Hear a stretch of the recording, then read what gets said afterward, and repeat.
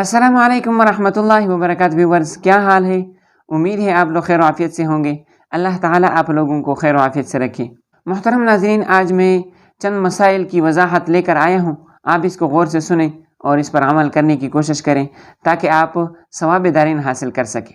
تو محترم ناظرین، پہلا مسئلہ یہ ہے کہ اگر کسی آدمی نے علاج کے طور پر اپنے دانتوں کے سوراخ میں سونا، چاندی، سیسا وغیرہ پگھلا کر اس سوراخ کو بند کر دیا ہو تو اب وضو اور غسل میں اس کا کیا حکم ہے؟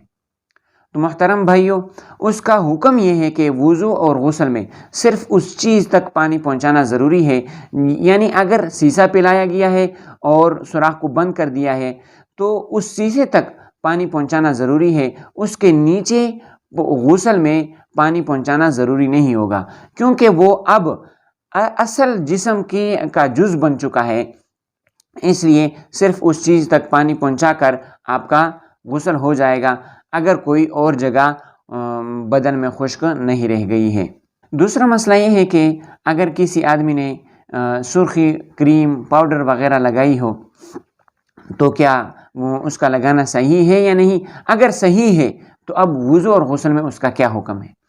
تو محترم بھائیو، مسئلہ یہ ہے کہ سرخی اور پاؤڈر لگانا یہ جائز تو ہے اگر اس میں کوئی ناجائز یا ناپاک چیز ملی ہوئی نہیں ہے۔ اگر اس میں پھر ایک اور بات آپ یاد رکھیں، وہ بات یہ ہے کہ اگر اس طرح کریم آپ نے لگائی ہے کہ اس کی تہ جم جاتی ہے، جس طرح کہ ناخن پالش ہوتا ہے، ناخن پالش میں اس کی تہ جم جاتی ہے اور اس تک ناخن تک پانی نہیں پہنچتا وضو اور غسل میں، تو اس لیے ضروری ہوگا کہ اس کی تہ ہٹا دیا جائے اور پھر اس کے بعد وضو کر لیا جائے۔ اگر اس کی تہ جم گئی ہے اور آپ وضو کر رہے ہیں تو آپ کا وضو بھی نہیں ہوگا، اور ساتھ ساتھ میں اگر آپ کو غسل کی ضرورت ہے تو آپ کا غسل بھی نہیں ہوگا۔ اس لیے ایک بات میرے ذہن میں آئی، وہ بات یہ ہے کہ اکثر لوگ، ہماری بہنیں جو ہیں، وہ کریم وغیرہ اس طرح لگاتے ہیں کہ ایک تو مہنگی ہوتی ہیں، اس کو ہٹانے پر وہ کہتے ہیں کہ ہم نے اتنا زیادہ خرچہ کیا ہے تو ہم اس کو کیوں ہٹائیں، اور بغیر ہٹائے وہ نہ نماز پڑھتی ہیں، نہ روزہ تو رکھتی ہوگی لیکن نماز وغیرہ، وضو وغیرہ یہ نہیں کرتی ہیں۔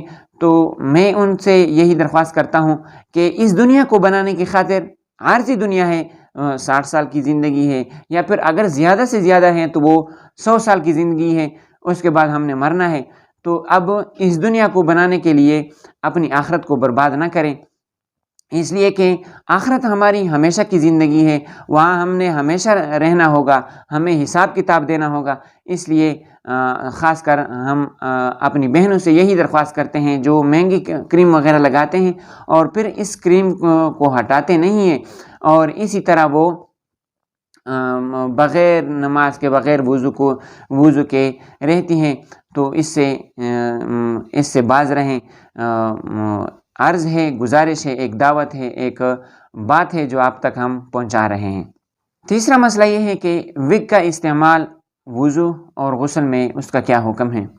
پہلی بات یہ ہے کہ وگ کا مطلب کیا ہے؟ وگ کا مطلب تو یہی ہے کہ بال ہو، مصنوعی بال، جو چاہے انسان کے ہوں یا جانور کے ہوں، تو اس کو وگ کہتے ہیں۔ تو اب اس میں آپ یاد رکھیں کہ انسان کے بال لگانا، کہ مصنوعی بال لگانا، یہ ناجائز اور حرام ہے، احادیث میں اس آدمی پر لعنت آئی ہے۔ دوسرے قسم کے وہ بال ہیں جو جانور کے ہیں، اگر وہ انسان لگاتا ہے تو وضو اور غسل میں اس کا کیا حکم ہوگا؟ تو دونوں کا، اگر کسی آدمی نے لگائے بھی ہیں، چاہے انسان کے ہو یا جانور کے بال ہو، تو اس کا حکم یہی ہے کہ وضو اور غسل میں اس کا اتارنا واجب ہوگا۔ اگر اتارے بغیر آپ اسی پر مسح کرتے ہیں یا اپنے سر کو اس اتارے بغیر دھوتے ہیں تو وضو اور غسل آپ کا نہیں ہوگا۔ اس لیے اس میں بہت احتیاط کریں اور انسان کے بال بالکل استعمال نہ کریں۔ اللہ تعالیٰ سمجھنے کی توفیق عطا فرمائے۔ اللہ تعالیٰ خیر و عافیت سے رکھے، آباد رکھے، قائم و دائم رکھے۔ اللہ حافظ۔